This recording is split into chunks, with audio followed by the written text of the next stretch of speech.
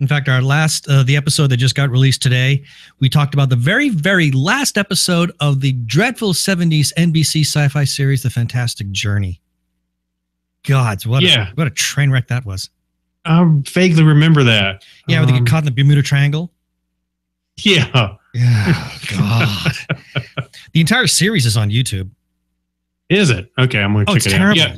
It's horrible. I mean, the first episode is okay.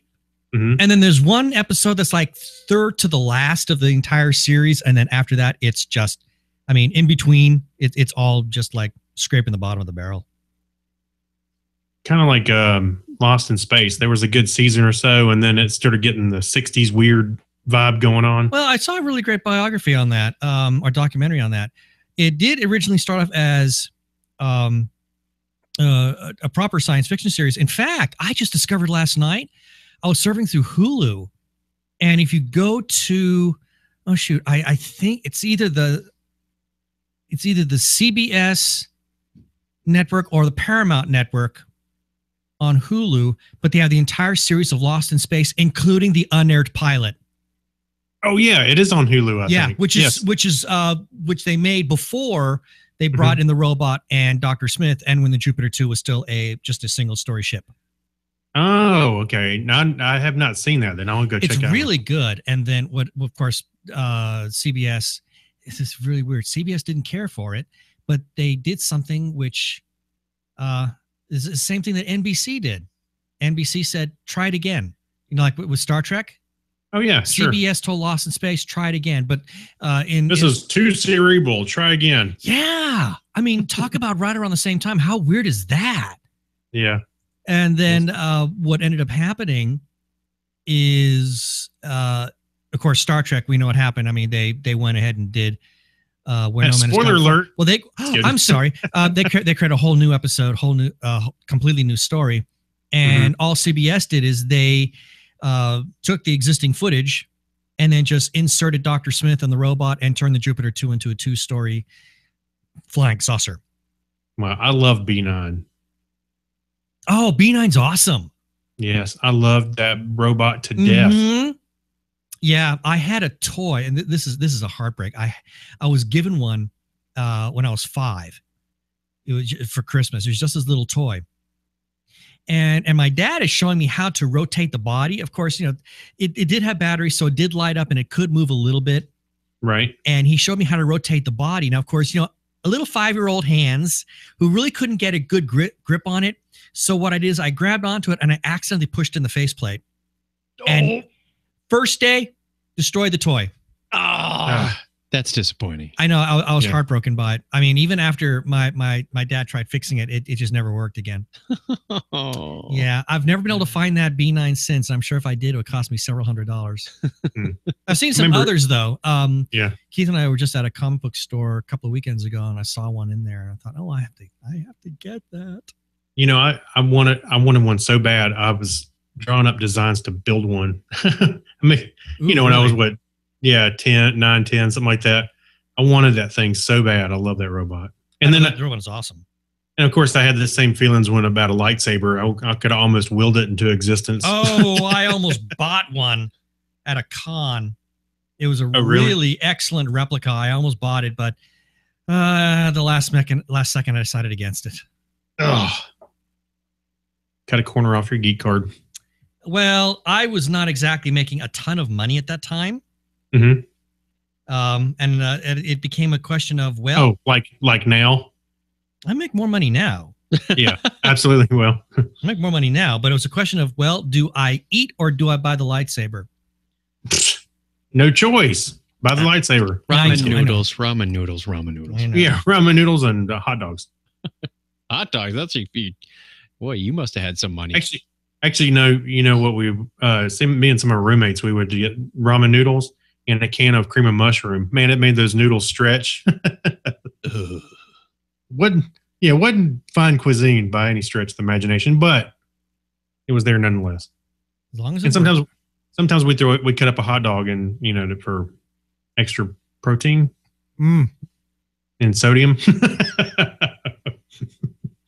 Lots of sodium. Yeah.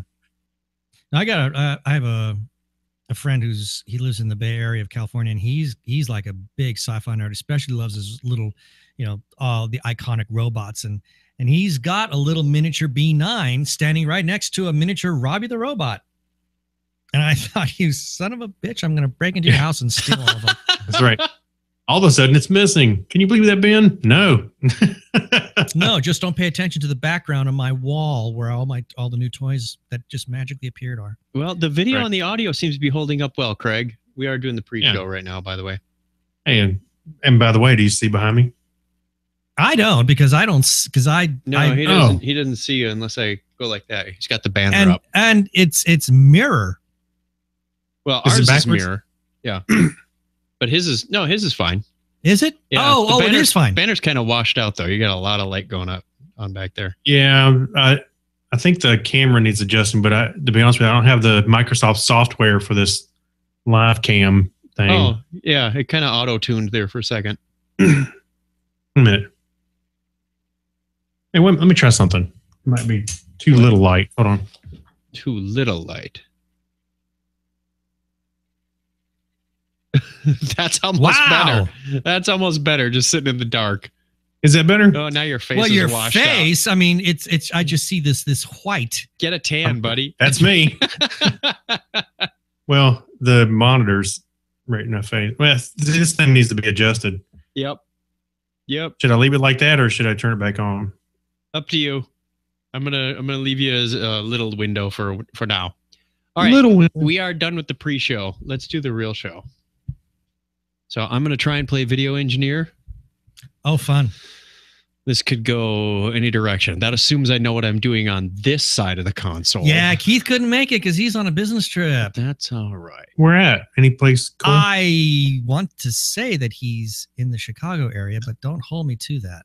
You don't know where he's at. Not really. I mean, because I don't keep track. I could quickly find out. You check while we're doing the... Find my friends on Facebook. There we go. The video is live and recording for about the last 10 minutes, so we're going to get the audio going. Hey. Yes. I'll all of a sudden hear myself. I don't hear you. What did you do? He's in Pennsylvania. I didn't do anything. He's in Pennsylvania. That's nowhere near Chicago. Well, I didn't know. I mean, I just had to look at the calendar. I have no idea. He's in Elmira. That's the Oak Ridge Boys, right? Yeah. Elmira. Okay, let's go with the show in 3, 2, 1. Technorama episode 454. Desani Mars Water. Good morning, folks. This is your captain speaking. Technorama. Remember when? Technorama. On this day in tech history. Check. And now, the news. Check. What the chuck? Technorama. Welcome to Blockhead Video. I'm looking for life-supporting water on other worlds. Over there, in the media corner. Very otherworldly. Technorama. Hold my beer and watch this. Unfasten your seatbelts and disregard all safety rules. Here are your flight crew, Chuck and Craig. Welcome to Technorama, the show that takes a lighthearted look at tech, science, sci-fi, and all things geek. If this is your first time listening to Technorama or watching us, thank you very much for joining us. We appreciate you giving us your time. If you're a returning listener / viewer / person next to him on the bus, I guess. Tap him on the shoulder. Welcome back. Pay your fare and get off at the next stop. I am Chuck Tomasi, and with me as always is Craig Stepp. How are you, Craig? I am fantastic. We are finally getting the video thing. Yeah, he can move around in that little window on the bottom. We'll see how this turns out. You know what I was thinking? You know, they kept talking about that Mars water and how it was really briny. Yes. I was thinking they should bring it back and we can do turkeys. Ooh, or pickles, or eggs, Scotch eggs. Hey, whatever. From Mars. Also joining us in the Binary Studios Phoenix is... As soon as the camera's on me. I'm getting there. Hey, which one of these? There we go. One of those buttons. Ben Raggington. He can't talk without a camera. No, absolutely not. No, it's like the old Italian joke. How do you make an Italian mute? You tie his hands. Yeah. Yeah. How do you shut me up? Turn the camera off. Hey, I got to remember that. We'll be right back with more antics and camera tricks later. But coming up in this episode, we have made more Force Awakens rumors. You could own your own satellite and an awesome 8-track player. Coming right up.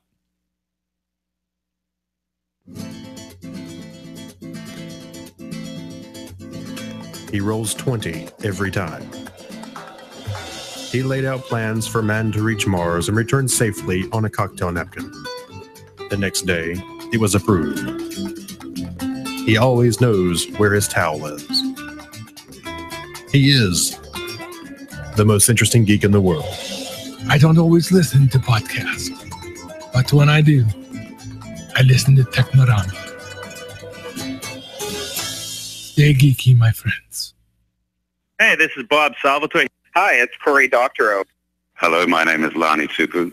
Hi, I'm Peter Mayhew. This is Peter Coyote. This is Robert J. Sawyer. Hi, this is Scott Nicholson. Hey, folks, this is Bruce Campbell. Hey, this is Will Wheaton. Hello, this is Tricia Helfer. Hi, this is Colin Ferguson. This is Dr. Michio Kaku. Hi, this is Walter Koenig. Hi, this is Chase Masterson. This is John Chatterton. You're with Chuck and Craig on Technorama.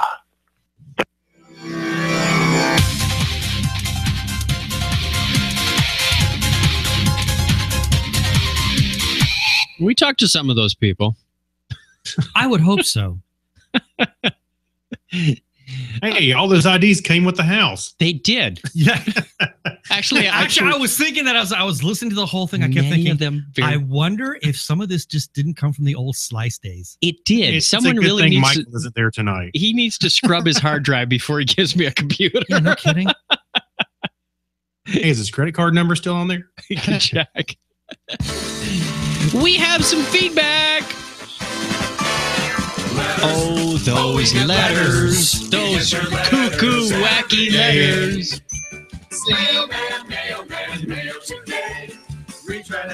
Yeah. I almost did that. Oh, boy. Oh, boy. Ding dong. We've got feedback from a couple of weeks ago. What is the worst sci-fi book you've ever read? Mad Marv writes in, Hyperion. I don't always remember the books I couldn't finish, but this one I remembered because... But when I do... It was... Yeah, exactly. It was the first and so far the only time I returned a book to Audible for a refund. Wow. I didn't know you Man, I didn't know you could do that. This book stinks. I can't even listen to it. It's that bad. I thought it was going to give me cancer.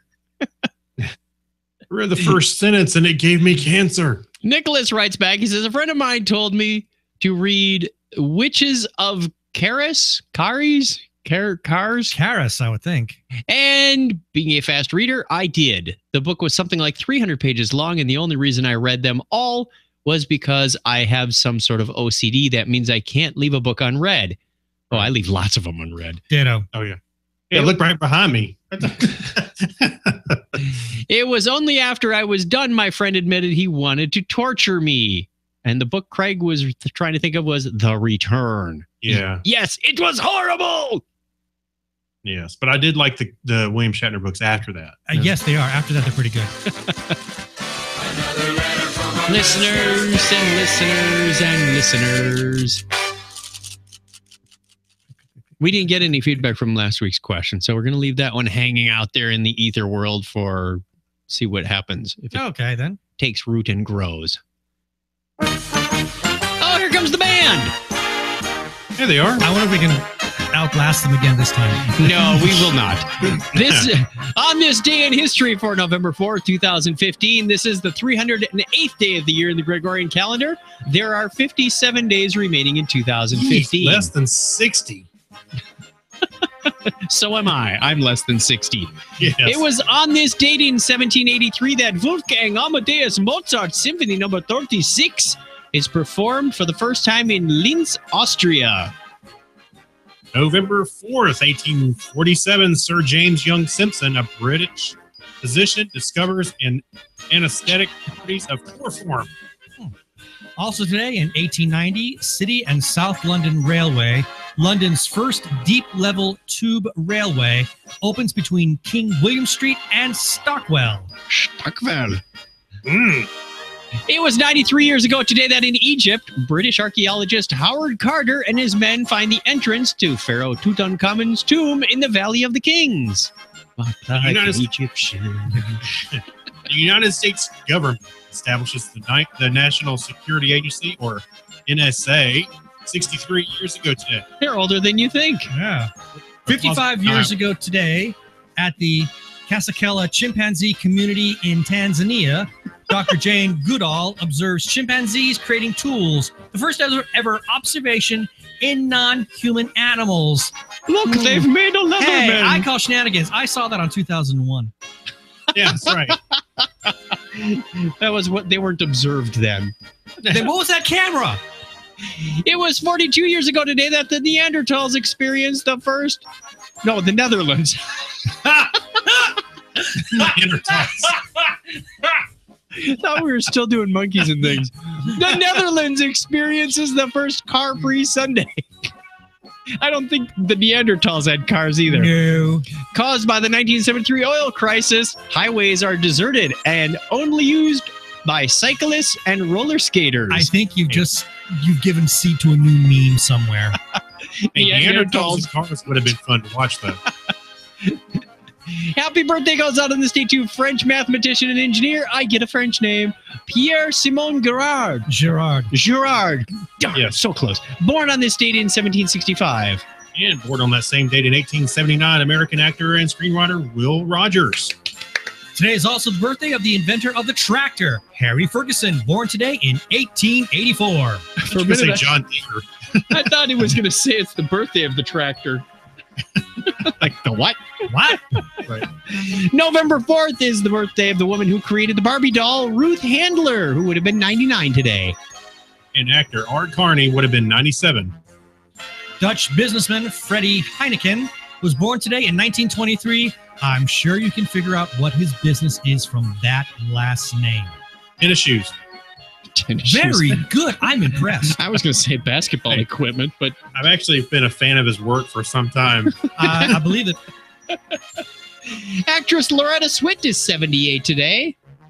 And finally, the original Karate Kid, Ralph Macchio, is 54. I didn't realize he was older than me. And he's also older than Pat Morita was when they did the first Karate Kid movie. Yeah, so he ought to show up Now, as like the mentor in the next reboot, right? Yeah. And that's the way it was on this day in history for November 4th, 2015. Get them out of here. Bye, band. Hey, by the way, I have to say something about the Sir James Young Simpson. I said it was the British physician who discovered the anesthetic properties of chloroform. Yes. It took him 3 women to find out that's what was. Oh. What? Oh. Ow. I don't know. No, but I kept thinking, oh, wow, that does work. He's trying to. Anyway, never mind. Who likes good news, everyone? Then good news, everyone. What? Who likes good news? I do. We were supposed to answer, I guess. All right. You could possibly be the proud owner of a satellite if you wish. There are 2 satellites for sale, lightly used. Hey, guys, let's go in half-years. Halvesies. Is it a buy one, get one? Right. Yeah, sure. I'll get one. I'll turn it into a planter. No, you just talked about all the money you're making. Oh, I thought after it came back. Astronaut Dale Gardner was all for making a quick buck by reselling a pair of stray satellites he rescued from orbit. Oh, they did. Wait, huh? But the insurance companies insisted he return them to Earth first. Astronauts Dale A. Gardner and Joseph P. Allen IV, visible in visor reflection, were sent on a second extravehicular activity, or EVA, in just 3 days to retrieve a pair of satellites that didn't successfully reach orbit. The Palapa B2 and Westar 6 were released from the space shuttle in February 1984, but after their payload assist modules failed to fire and boost them into orbit, where they were retrieved in November of that year. Comers of each satellite are visible That doesn't. Or is that corners? Corners must be the font. Corners of each satellite are visible in the lower right corner of the photograph, with Westar 6 farther aft. I know. This looks like a meme just waiting to be debunked, but this is a real photograph from a real spacewalk. He's holding up a for sale sign. They made him bring them back to Earth. Wouldn't they be more valuable if they were just happened to be in orbit? If they didn't reach their orbit, they could decay and fall back to Earth. Yeah, exactly. Dangerously. And then that becomes but I'm saying they could have just relaunched them or something. I mean, they didn't have to bring them back. I think maybe just push them. Push them. Yeah, just go in that direction. Nudge. Push them back into orbit. What? Put a nice little twist on them too. You know, they kind of spin. I want to know how much satellites cost. It wasn't listed in there. We've had stories about drones before. A minute, it says click on the eBay link to find out how much the satellites cost. Okay. Oh, are you researching the eBay link? No, I'm just kidding. Oh, okay. We've had stories about drones and shooting at drones, and I think we've determined that it's illegal to shoot down a drone because of FAA law. However, this man shot down a drone, and the judge says he was in the right. Look, I'm sorry. Look at the picture. It's a terrible Photoshop. I know. It is a terrible Photoshop. His neck is missing. No, it's behind the butt of the rifle. I think that's an illusion. It doesn't But look clearly right. the drone is pasted in. Look, the lighting is all wrong. I know Dick Cheney's a little deformed, but... Ooh. You don't know Dick. You don't know Dick like I know Dick.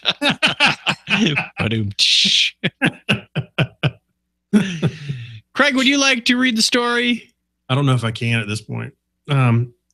Will Meredith, the man from Kentucky who shot down a drone earlier this year, told WDRB that he felt vindicated after a district judge dismissed the charges against him, even if the accuser can still take the case before a grand jury.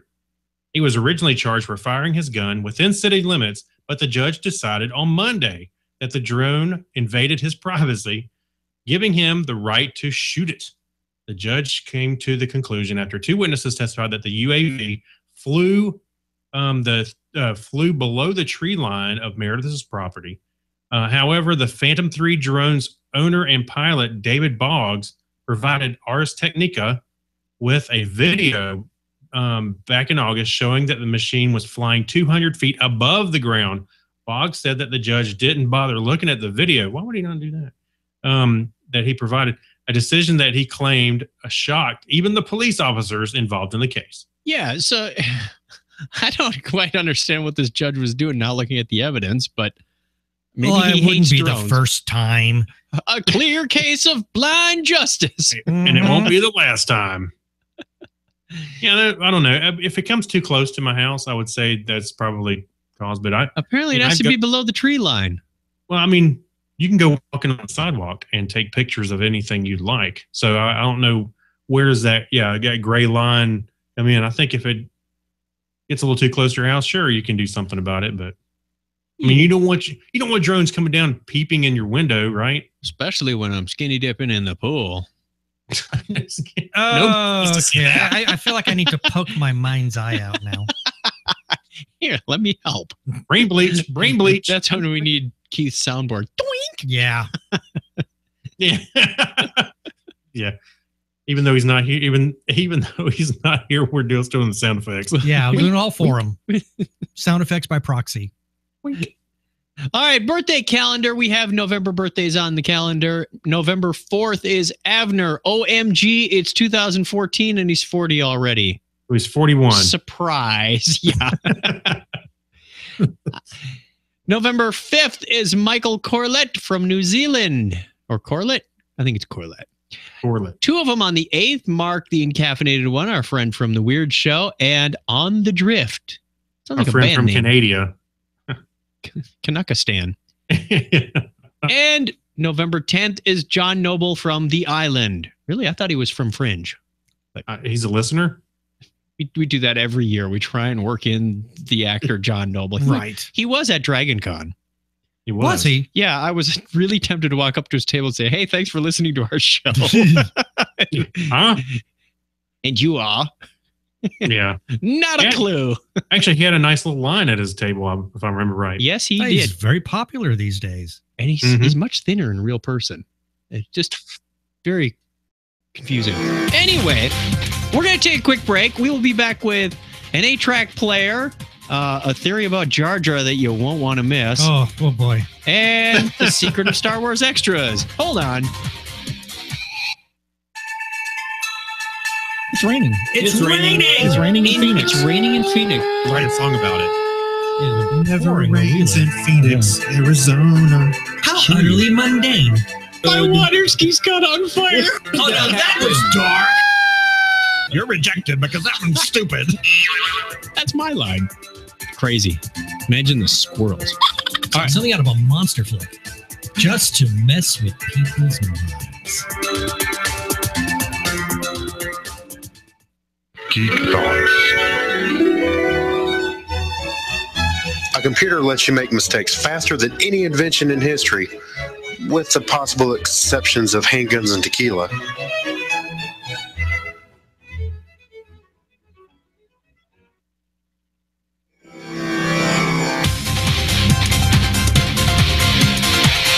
Hey, I think I'm getting the hang of this.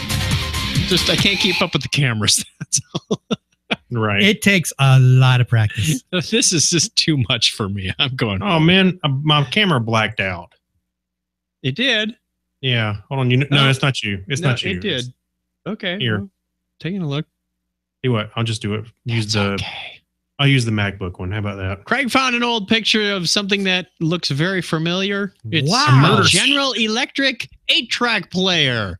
Wait a minute. You're skipping ahead, sir. I am. Did I do it again? Facts and Strange Stories, sir. Oh, man, I jumped a whole section. Okay. Then we'll come back to the 8-track player. That means we have to do Lenny. Facts and Strange Stories. You know, if I just followed the audio clips, I'd be doing much better. They're always lined up in the right order. Imagine that. I'm not in the right order ever. Ben, would you like to read the story about... Oh, cosmic rays and things could help unlock the secrets of the pyramids. Yes.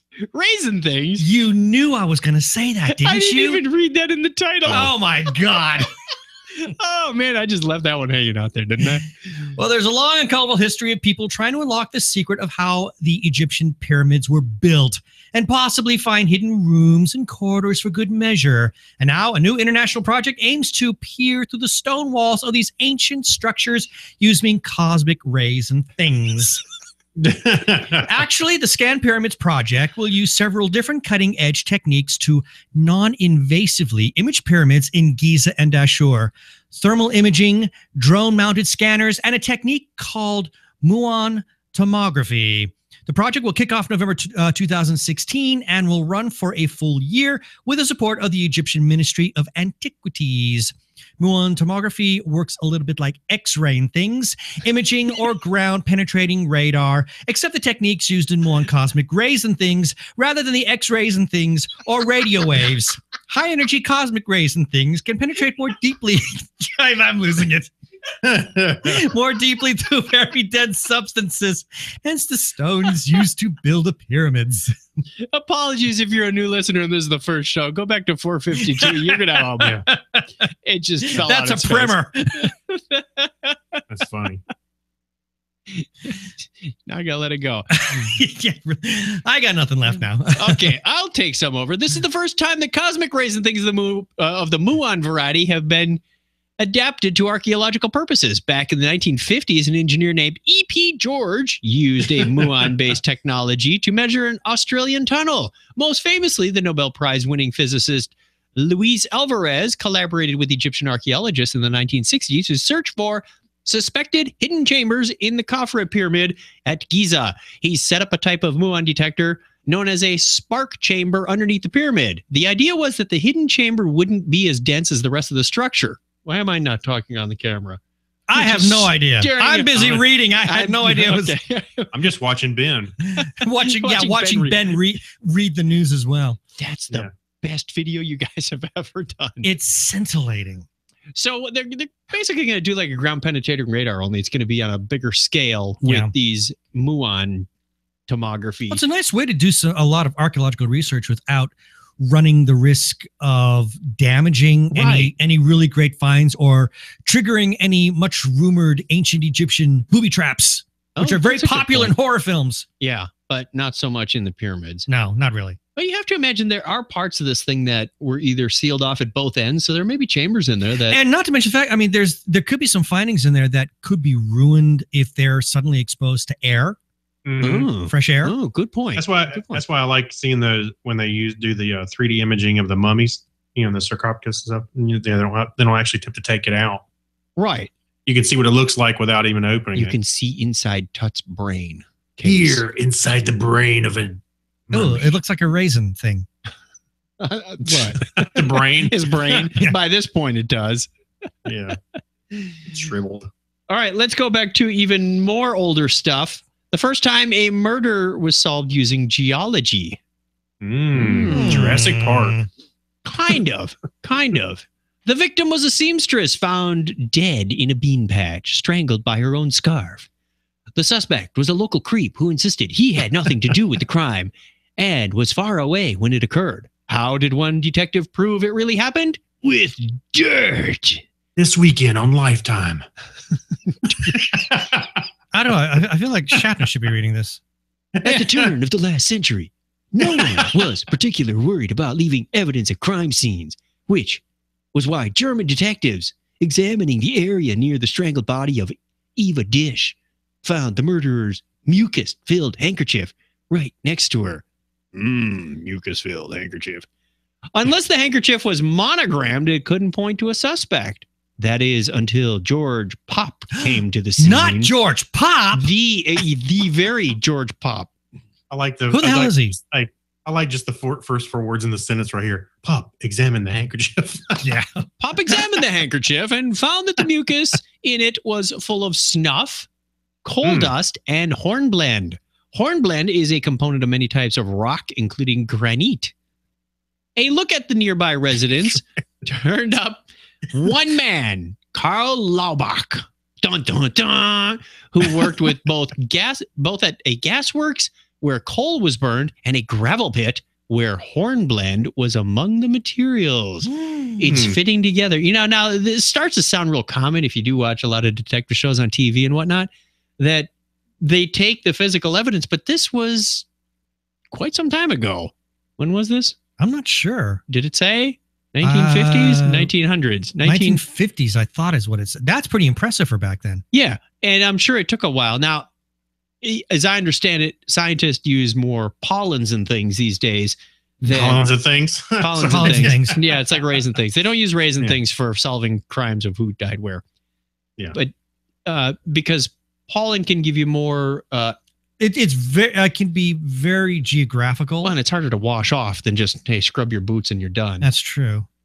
So they can go in your laundry basket and pull it out and say, I see these pollens. And as I was reading this, I thought, I'm sitting in the backyard. Am I always picking up pollen from the nearby plants? That would be a yes, I would guess. That's kind of a lot of it. Yeah, sure. Spooky when you think about how polluted you get. Just doing your well, thing. you tend not to think about these kinds of things. You really don't want to put too much thought in terms of all the little tiny microscopic bugs and little miniature critters that wander around. That Oh yeah. Or they're on your change body. Your pillows every exactly. year or two. It's more like change your pillows every 5 minutes. I think I remember watching. It may have been something like That's Incredible or something like that, and they were talking about all the little creatures that are on your body. And I just remember kind of not really being freaked out about it, but more like mites, just thinking about it for little mites. And they were like, when you wash your hands with the hot water, that doesn't really do anything. They're still there. I'd want to delouse myself, constantly. I turn into Howard Hughes. Just soak in an alcohol bath or something. I would be turning into Howard Hughes and I'll just rent out some penthouse and sterilize it and never open the door. But you have to be exposed to some of that stuff because it's actually good for the immune system. Yeah, exactly. You won't build up any immunity if you're living in a plastic. I just don't want to think about it. Okay. You remember George Carlin talking about that? Being exposed to the terrible water, he said, I love those germs because it really made your gave your system good fortitude. And these kids nowadays, they're germ freaks. And anyway, you don't remember that? No, Not really. No. Carlin, you sure George that was Carlin? Carlin? Yes. How could you I'll not? bet he made it funnier than you did. I doubt that. Man, then he must have really bombed on stage. That wasn't his good night. Want to give a shout out to the chat room. We do this show every Sunday night. Well, this is Monday, so we're off by a day, and the clock's changed. So it's still 9:30 Eastern time, or wherever you are in your part of the world, do the math. See and hear the show in its unedited form, just like nature intended. In the buff? Yeah. Hey, it's not pasteurized. It reminds me of a story of my nephew. He went over a friend's house, and he liked pork chops, and his friend found this out. So his mom made these pork chops with this wonderful sauce, a gravy kind of mushroom thing on top. And he came back, and his dad said, "So, son, how were the pork chops?" He says, "I think I prefer them the way nature intended." He didn't want any sauce on them. So the way nature intended. So yeah, just put the pig right on my plate. Wee.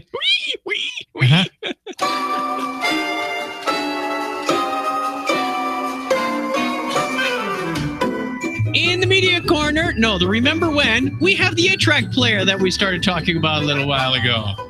Yeah. Yeah, but this is not an 8-track player. This like is I've a seen before. portable 8-track player, and it's got a microphone. I'm trying to think if I've ever seen anything like this before. I don't think I have. You can sing badly along with your favorite bad songs.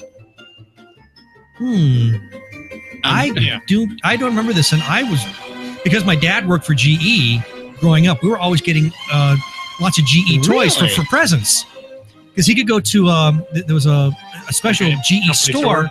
Yeah, it was a company store, and he could get all these little home gadgets, cassette players, 8-track 8-track decks, things like that. I never remember seeing anything like this before. I don't know. It looks like John Denver is demonstrating it down at the bottom there. Singing along to Casey and the Sunshine Band. I was going to say, he's probably singing along to his own music. That's the way, I like it, Oh, boy. It's called the Loudmouth. If music could be the food of love, it pays to have a loudmouth. The Loudmouth portable 8-track player. This is pre-podcasting, by the way. For tender moments, speak softly, but carry a loudmouth. General Electric engineered this. Give me the signal. Change the camera. It's really hard to focus on 14 things at once. It's like a golf game. Yeah. General Electric engineered this power sound 8-track cartridge player to give you a nifty combination. I love that. A big sound with super mobility. You get a 2-speaker system, a sing-along /PA mic, M-I-K-E, an optional car/boat adapter. Who calls them a boat adapter? Wow, haven't heard that in years. I can't adapt it to my boat. Yeah, because you can't go on for all those fishing trips where you want to sing along. Sing along. The boat was a 4.5 volt system. That's a little off. He could. What are you going to sing? The Hukilau? I don't know. Hey, I'm going to pretend I'm the Pied Piper, and by singing and have all these fish just come right up and jump into the boat. You know what? I can just imagine. I never was a fan of karaoke. And I can imagine I wouldn't be anymore. So with this, it's fun.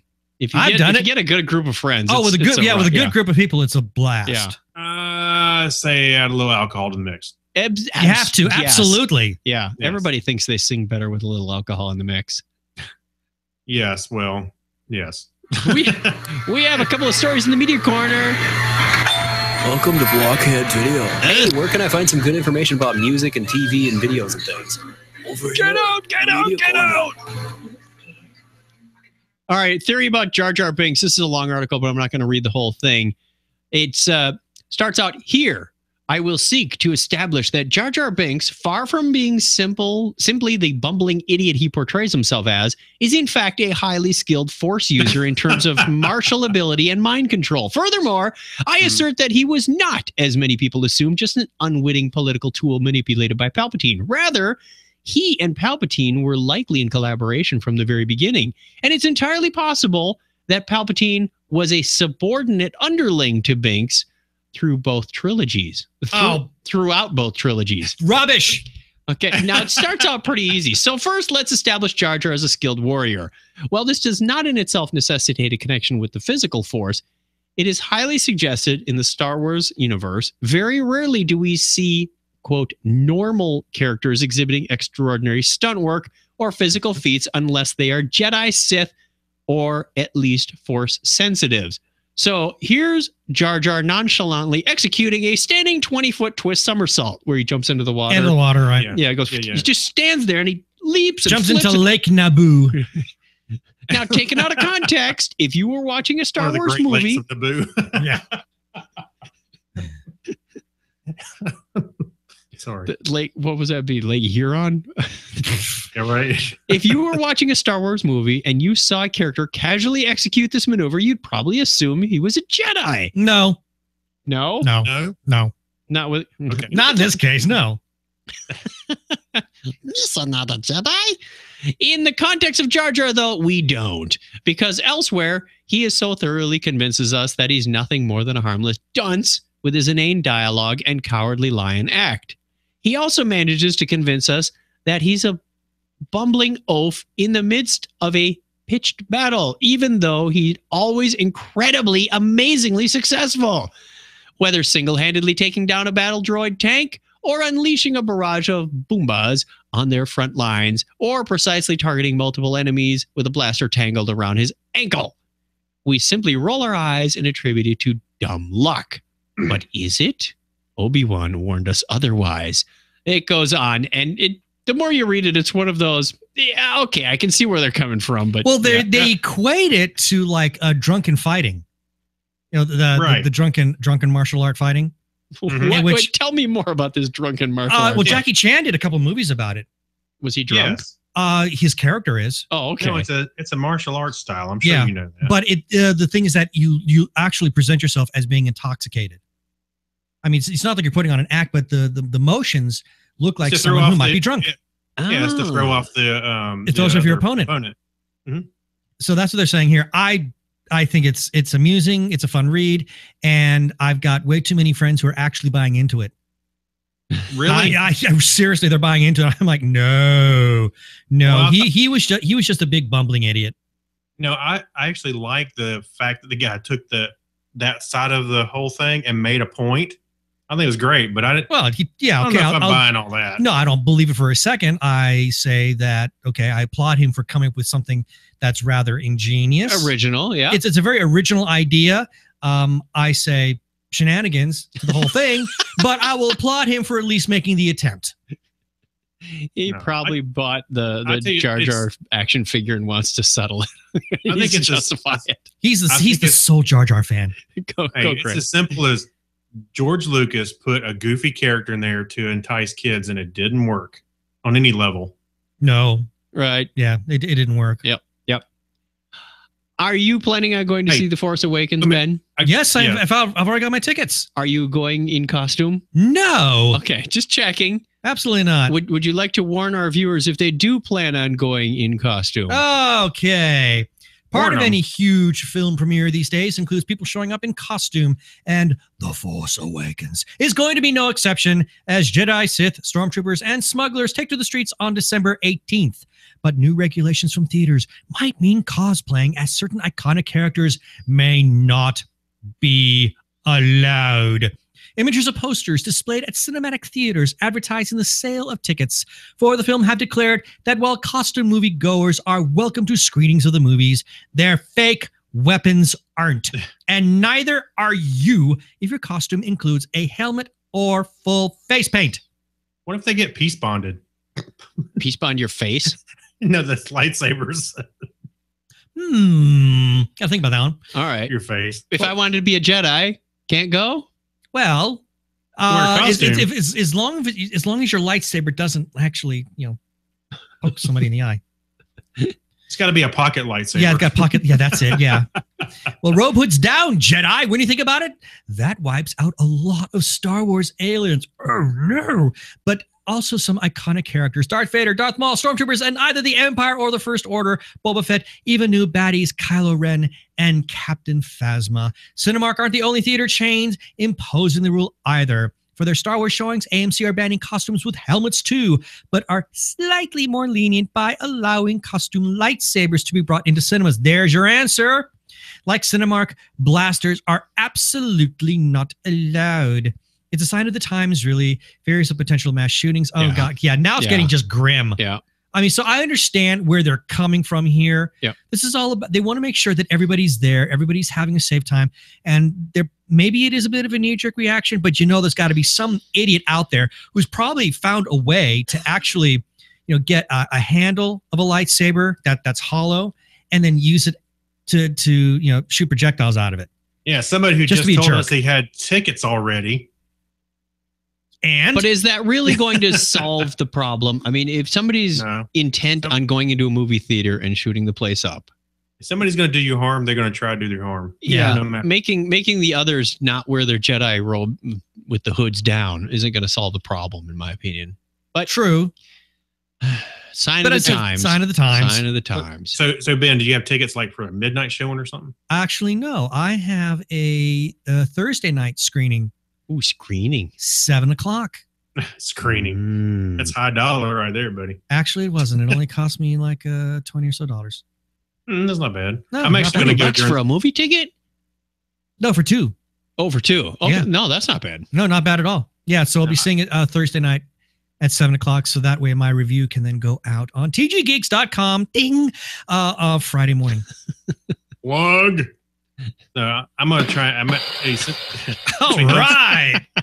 I'm trying to go during say the day. the TG Geeks thing again. TG Geeks. Keith will love that.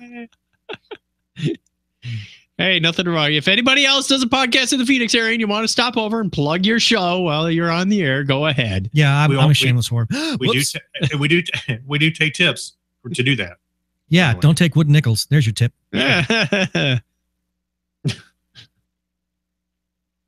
All right, last up we have the Geek Library. Somewhere I have this. Was that it? No, I like this one better. Yeah, that's the Geek Library. Oh my word. Meanwhile, in the Hall of Justice. Yeah. There's a documentary being put out or being created called Elstree, 1976. Elstree. Yeah. Oh, there's no extra E. There's only 3. Yeah. For 3 E's sounds like my grades in algebra. E's and things? Sorry, good day.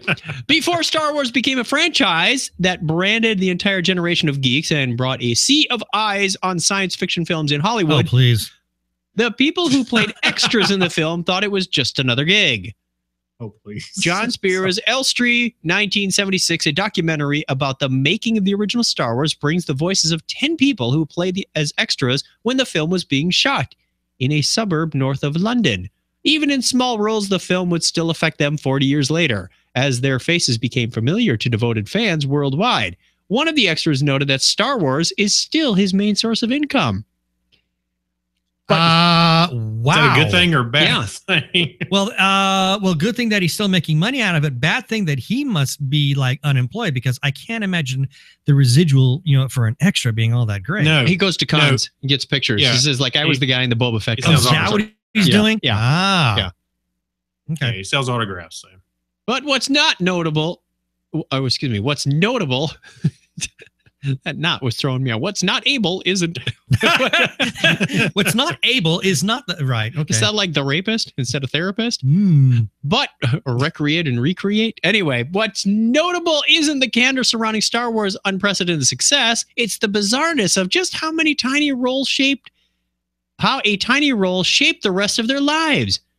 They made friends. They've had identity struggles when fans even noted them as the X-Wing pilot. Porkins? Pull up, Porkins! A film this big doesn't just affect marquees and actors, it affects everyone. I think we've had the same problem with being podcasters. Hey, weren't you guys the guys that do that show Yes, that was us. Yeah. We did that show. Yeah, it does, sure.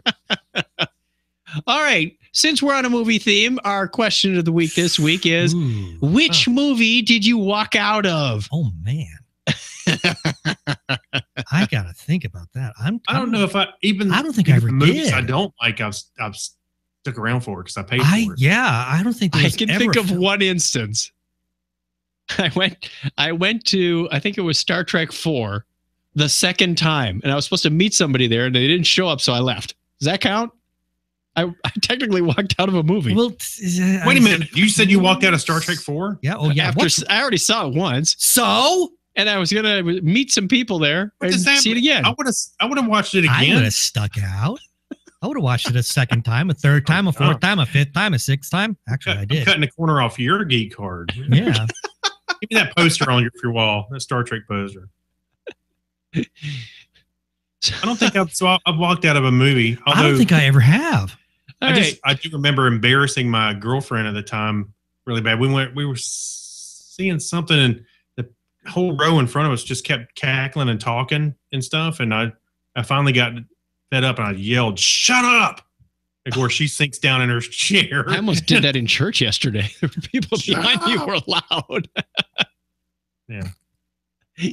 So if you look behind me over my left shoulder, you'll see a Dalek, and yes, he has a whistle around his neck. Oh, I wonder. There's a whistle. Last week we were doing our 80s party, and it turned into German Oktoberfest food. And it was getting a little warm, wearing my roller rink jacket and whistle. So I took the whistle off and I put it on the Dalek. Well, this weekend was a Halloween party at Sam Roberts' sister's house. And I was looking for an hour for that whistle all over the house. And I knew I hung it up somewhere and I couldn't remember. I couldn't find it. I get to the party and I said, I went as a blind referee. I have the striped shirt and everything. And I said, but I can't find my whistle. And that's perfect. Keith instantly says, it's hanging on the Dalek. It's hanging on the Dalek. Actually, when I saw that, your reaction was priceless. I wish I had a camera. I was jumping around furiously like Yosemite Sam. I was pissed. Hey, when I saw that whistle on the Dalek, my first thought was, officiate. Yeah. That's, bravo. Points. Officiate. 20-yard penalty. Personal foul. All right. If he's the ref, what are the teams? The Cybermen versus... let's see. We could make it... heck, since they're really big right now, Cybermen versus Zygon. Okay. That almost sounds like a... never mind. Move on. We're done. We are done. Put a fork in us. I can't push the buttons fast enough. I really miss Donna. Can't wait till she gets back. No show next week. We are on PTO. Maintenance mode. Personal trip optional or something? Please take off. We will be taking the break. So no recording on the just 9th, 8th, 7th. Well, just listen to this show twice. Yeah, that'll be worth it. No, go back and listen to the Raisin Thing shows twice. Yeah. Thank you to all our listeners. If you want to be part of the show, call in 206. I don't know where I was going with that. 206-222-2428. Or send us an email, technorama@chuckchat.com. Tell us, what movie have you walked out of? What book did you like least? And give me a binary high five. 101.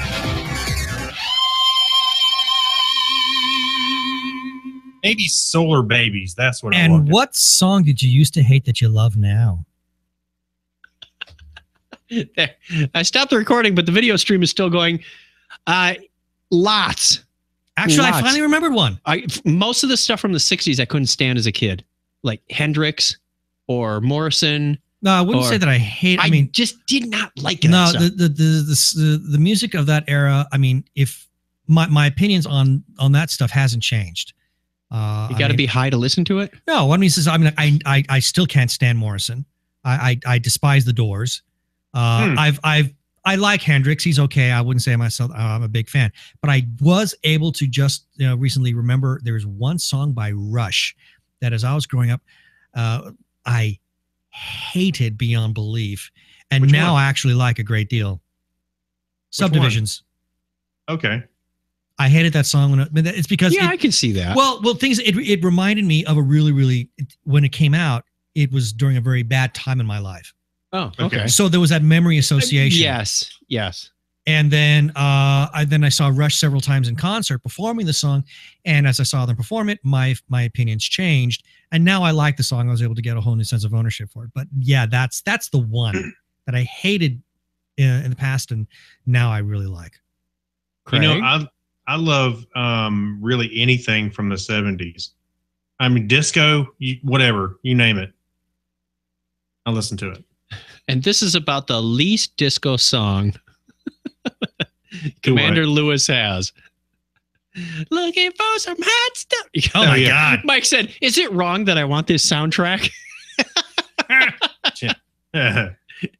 No, I really like anything from of course, the 80s. Kind of, grew up in the 70s and 80s. So the 60s and the 50s, I didn't really care for much. The 60s had a wide variety, though. Everybody thinks about it, like the hippy-dippy pot smoking stuff. But they're hey, wait a minute. So when I think of the 50s and stuff, I think of the things my dad liked, and I try to listen to it. Sometimes I'm like, I just can't do it. Yeah, I wouldn't say that I hated it, though. It's just I didn't care for it. And so I'm trying to find, like in the case of Subdivisions, I'm trying to find a song that I actively disliked and now have come around. I don't want to look for something that I feel kind of non-committal about. And there's a lot of songs, a lot of things that came from the 50s and the 60s that I'm just kind of meh. I don't count those because that there was no negative emotion attached to any of those. Sure. There was no emotion attached to any of them. So in my opinion, they don't count. I got to look for something that I actively disliked and now have done the turnaround. Mickey, you're so fine. You're so fine. I love that song. It's a great tune to dance to. Yeah. As it was when I could dance. There's I have to think of it now, but there's several 80 songs that I could think that was garbage, but now I'm into a little bit, more. I can listen to it. You mean like Violent Femmes or something like that? Ooh, love Violent Femmes. Whoa. No, I grew up on the Violent Femmes. No, there were a lot of punk bands that I just didn't really care for. Always have a place in my heart. Oh, I think Violent Femmes are awesome. Hey, I had a cassette tape of a record recording, so it had all the record pops, and I bought the CD later on, and I went, I'm going back to the tape. The tape. I want that sense of nostalgia. You know what? Yeah. I have half a motivation to work out of the guest house where there is a turntable and stereo system and plenty of vinyl to play all day. There's something really special about playing vinyl. I may play some vinyl tomorrow. There's something really magical about it that I think is kind of lost. Yeah, no, I was listening to I remember when I got my first Sirius radio, and I turned into the 70s music channel, and I was hearing all these really, really great tunes. Then I started hearing all these really, really crappy tunes, songs that I hated back then, and I still hate them. Oh, so you have plenty that never really bared fruit. Yeah, there's some that I didn't like them then, and I do not like them now. Yeah. Can you name any of them? No. Love Unlimited, actually. It's a primarily just an instrumental piece that was really big in the pre-disco era. Oh, I'm sorry, I didn't mean to interrupt. Go ahead. Check your email. Right, I sent you the video. Moment. I sent you a link to the George Carlin germaphobe talk. Can you play it for everybody? I'm working on it. Hold on. Come on, Gmail. I'm bringing up the Gmail. I hope that it's from a female. Bring it up to him. Crime and drugs and cleanliness and hygiene and germs. There's another thing. Germs. Where did this sudden fear of germs come from in this country? Have you noticed this? The media constantly running stories about all the latest infections, salmonella, E. coli, hantavirus, bird flu, and Americans they panic easily. So now everybody's running around scrubbing this and spraying that and overcooking their food and repeatedly washing their hands, trying to avoid all contact with germs. It's ridiculous, and it goes to ridiculous lengths. In prisons, before they give you a lethal injection, they swab your arm with alcohol. It's true. It's true. Wouldn't want them to get infected. No, can't have that. Well, they don't want you to get an infection. And you can see their point. Wouldn't want some guy to go to hell and be sick. It would take a lot of the sportsmanship out of the whole execution. Fear of germs. Why, these fucking pussies. George Carlin. Decent hamburger anymore. They cook the